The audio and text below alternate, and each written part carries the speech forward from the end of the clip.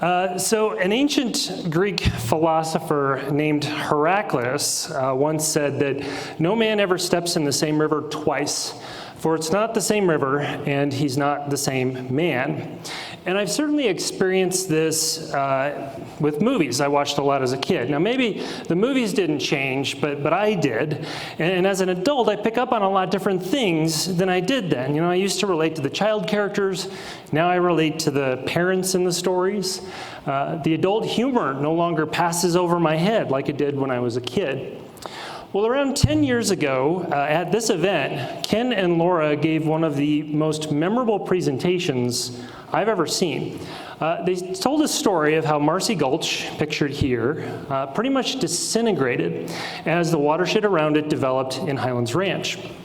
Well, I've learned a lot in the past 10 years, and the things I notice and understand about what happened in this watershed have become more nuanced.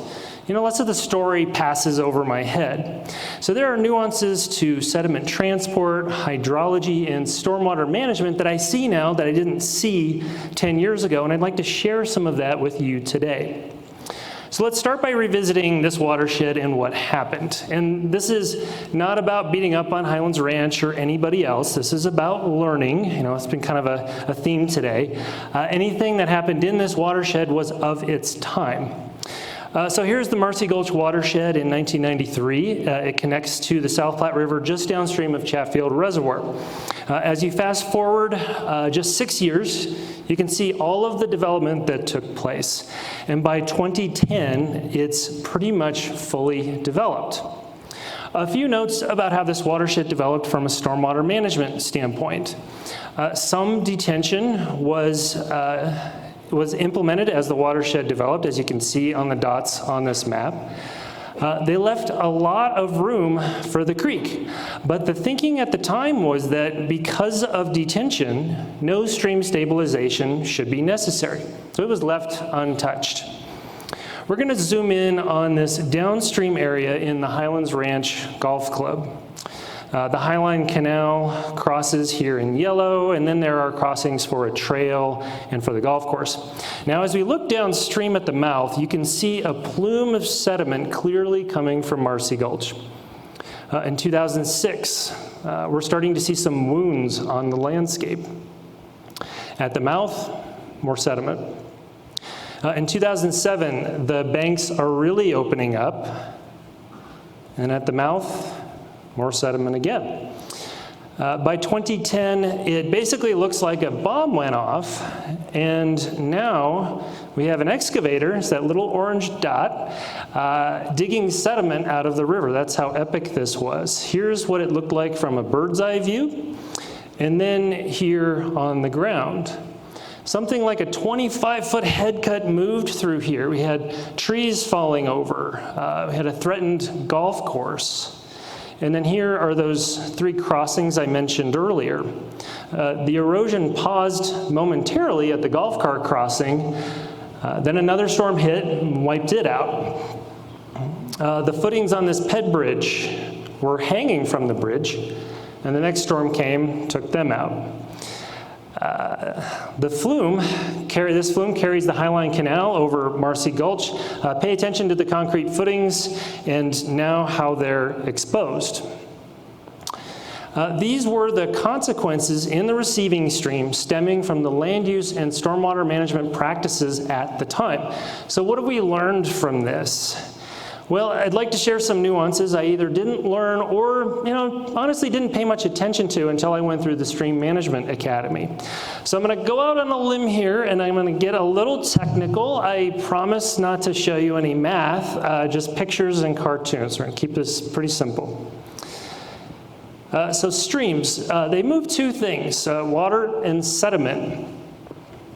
And Lane's balance depicts the balance between the 2. Now, many of you have seen this graphic before, but I'm going to try and kick the explanation and illustration of it up a notch from what you may have seen previously and then relate it back to what happened on Marcy Gulch. So on the left, we have sediment load, which includes both sediment size and quantity. And then on the right, we've got transport capacity, which includes slope and discharge. Now, if we consider simply that more discharge, more water in the bowl, will transport more sediment, that's pretty intuitive. But when it comes to what discharge will move the most sediment over time, it's not so simple. Frequency starts coming into play. Frequency. So more on that later when we talk about flow regime. So if there is a balance like this between load and capacity, we are at equilibrium, and it might look like this as an example. Now, as the scale tips from side to side, notice how the black arrow tilts toward degradation when there's too much transport capacity and not enough sediment, and towards aggradation when there's too much sediment load and not enough transport. It's pretty clear that Marcy Gulch was in a state of degradation. As the stream bed materials range from large to mid-size to fine, you can see how this would affect how the scales would tip. Finer soils degrade more easily. Marcy Gulch, very sandy, very erosive. And then, how much sediment is suspended in the water? Is it enough to counteract the other factors? For Marcy Gulch, it clearly became very sediment-laden, but the combination of sediment size, slope, and discharge were enough to keep it moving along to the mouth. Okay, and then slope. You can see that even on the same waterway, the South Platte River in this series of images, you could see widely different slopes along different reaches. Marcy Gulch at the golf club was at a slope of around 1.8%. That slope could work just fine for a different discharge and sediment load, but not on Marcy Gulch. The context matters. And then discharge. More flow will move more sediment for a given event, but what about over time? What discharge moves the most sediment over the course of years or decades? This is where flow regime comes into play. So I'm going to analogize flow regime with three sort of buckets. And they are urban drool, or drool for short. Credit to Jesse Clark, wherever you are, for that phrase. I grew up in the Midwest, and so the second one, we're going to call that a gully washer. And then the third one is flood, okay? And very technical terms, I know, very technical. Okay, so the drool, that represents your daily flows and really minor storms. These flows happen so often, they're almost perpetual. Now, the drool can't move that much sediment at once, but it works tirelessly on the bed and banks day after day. Then there's the gully washer. The gully washer would be analogous to your annual high flow. The gully washer can move a lot more sediment at once than the drool. Can't believe I keep saying drool, but just go with it. But it only happens occasionally. Noteworthy, but not newsworthy. And then there's a flood. The flood, of course, can move a lot of sediment at once. And although floods are inevitable, they are rare. That's why they're newsworthy, because they don't happen very much. So if we consider an ephemeral stream without a base flow, like Second Creek here out by the airport, prior to development, you could graph the frequency of various discharges. And think of the y-axis as being the number of days per year. So the area under the curve would be 365 days. So how many days per year do these various discharges occur? And let's say the stream bed material doesn't move that readily. You need a pretty decent flow to move any sediment. You'd get a rate curve like this. Well, when you look at the product of rate and frequency, you'll get this curve in red. The peak would be your effective discharge, the discharge that moves the most sediment over the long term. Looks like a flood probably moves the most sediment here. Well, Marcy Gulch has really fine sediment, so perhaps almost any discharge will move it. That means that the rate curve needs to move over. The red curve would now look like this. Now it could be a gully washer that, over time, moves the most sediment. So keep in mind that bigger discharges will move more sediment for a single event, but over time, the frequency of smaller discharges could move more frequency. But notice I haven't changed the frequency curve yet. So now the watershed around Marcy Gulch develops and we get a base flow. The frequency curve changes on us. There's never zero flow anymore. The area under the curve needs to stay the same since there are still just 365 days per year. This could happen in a watershed because of lawn irrigation return flows. It could happen at a wastewater treatment plant effluent like this one on Coal Creek. Remember Lane's balance, that water has no sediment load. So if it eats away at the bed and banks, and naturally we see degradation downstream.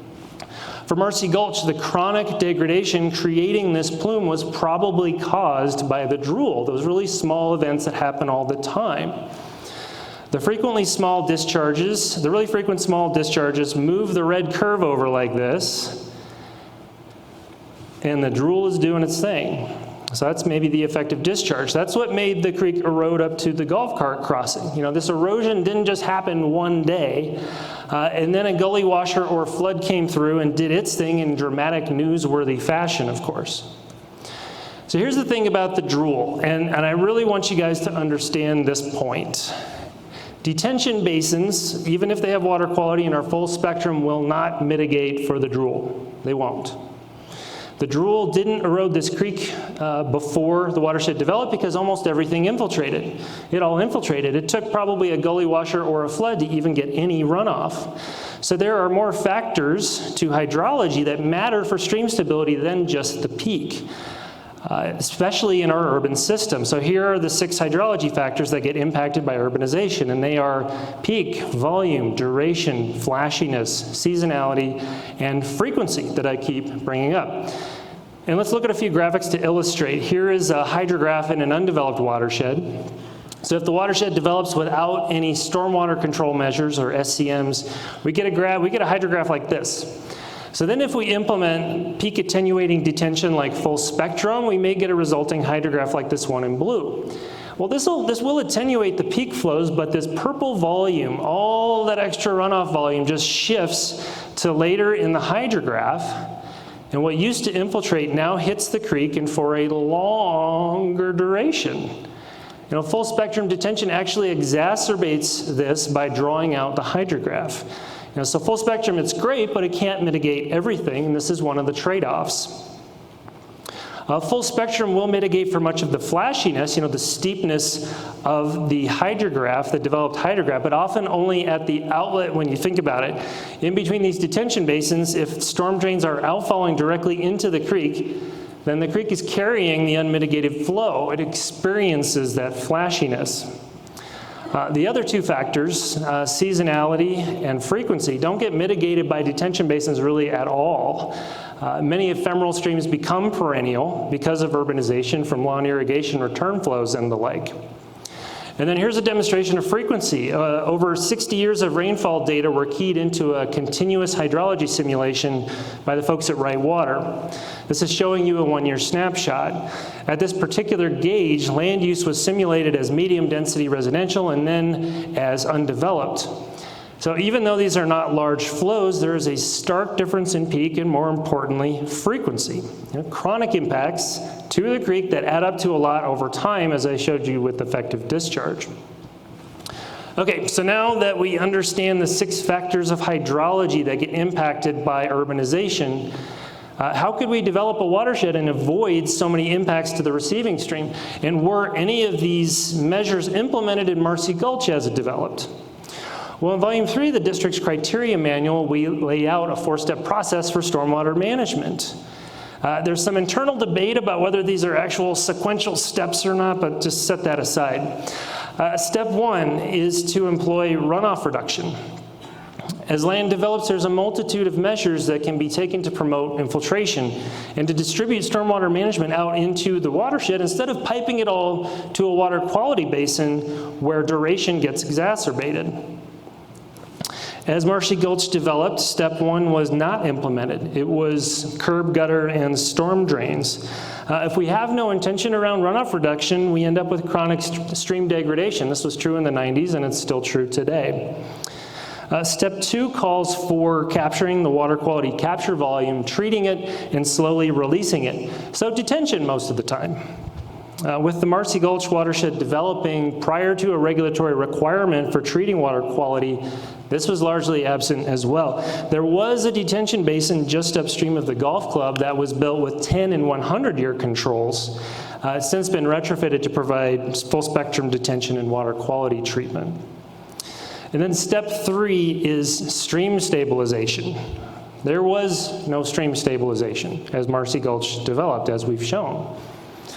Step 4 is source control, SCMs. This is very important, but doesn't relate to the focus of this talk, which is more about hydrology and runoff than pollution, but I wanted to make sure you saw all 4 steps. Okay, so folks, if you have zoned me out, I want you to hear this next part very clearly. So put the email down if you're cheating and doing a Teams meeting, make sure you turn your camera off and mute. We still have a ways to go as an industry to achieve runoff reduction. New developments typically ignore step 1 altogether, go right to step 2, and sometimes we have to fight to get step 3. You guys know this, and this has consequences. Now, if steps 1 and 2 were implemented really aggressively as Marcy Gulch developed, some version of step 3 probably would have still been necessary, but the creek would not have looked like this. So Bao, she likes to say that improving our practices comes down to science, technology, and process. And through science, we need to continue developing runoff reduction strategies and measuring how well they protect the receiving stream. We need technology and tools to make runoff reduction easy to implement, and we need processes and policies that incentivize it with the land development community, both with the developers and their engineers. And I think this is the part where we may have the most work ahead of us. Developers, engineers are very used to using MHFD detention because it's very easy to use and to get an approval. And maybe runoff reduction is too nuanced to ever be as easy as MHFD detention, but we do need to continue making it easier to execute on and easier to permit. And maybe disincentivizing or maybe penalizing people for skipping step 1. I think we make that too easy for people to do. Maybe that needs some teeth. Morgan's talk that's coming up next is all about improving tools and technologies for water quality, including reducing runoff. Bao will be speaking later about new avenues for working with the land development community. Okay, so since everything is a connected system from the watershed down to the receiving stream, we should be opportunistic on any project we touch to promote infiltration and reduce runoff wherever we can, even if it's at the end of a long storm drain like the 33rd Street outfall here. This will treat a whole lot of urban drool. This outfall into Little Dry Creek was set back and ran through a wetland swale. This was not a hard thing to add to the project, and it takes on added value because there's almost no stormwater treatment anywhere in this older neighborhood. On high-profile development projects like the River Mile, we're seeing more intention around runoff reduction at the neighborhood scale. Even though it will be very urban, the combination of pavers and planters and green roofs and wetlands will combine to minimize the impacts to the river. Now, these are all wonderful examples of runoff reduction on public projects and on a high-profile development project, but I reviewed dozens of development projects over the past 3 years, and I've seen almost none of this in the North Watershed. So we have a ways to go. For Marcy Gulch, the stormwater management and land use led to this outcome, which we spent millions of taxpayer dollars to fix. A restoration had to be designed. All that sediment we lost had to be replenished, so a lot of dirt was imported to bring the invert back up. The slope was flattened from 1.8% down to 0.2% using several expensive drop structures like this. This is what it took to get this reach of stream back into balance. And then here are a few before and after images of what the restoration achieved. This was a great project, but one that we would have preferred to avoid. Okay, so this talk was about consequences and better understanding the science behind why there were consequences. We want to avoid dealing with all the excess runoff in the receiving stream. And it may not be feasible to fully avoid stream stabilization, but hopefully we can avoid what we saw happen on Marcy Gulch. I hope you all enjoyed dipping our collective toes back into this story, and hopefully your toes didn't gain weight like mine did during the pandemic, apparently. And Marcy Gulch has obviously changed in the past 10 years, and so have we. So let's continue to change, and let's continue pursuing science, technology, and processes to incentivize runoff reduction, and more importantly, to make it easier for the development community. You know, we need to make it easier, or we need to make ignoring step one harder. And so I'll leave you with a quote that's along these same lines, and it goes like this. The single best predictor of behavior is ease, more than price or quality or comfort or desire or satisfaction. Overall, the easier something is to do, the more likely people are to do it. I appreciate everybody's time. If you're waiting for a funny video, it's going to be with Mark Schuette's talk later. Thanks, everybody. It's great to see you.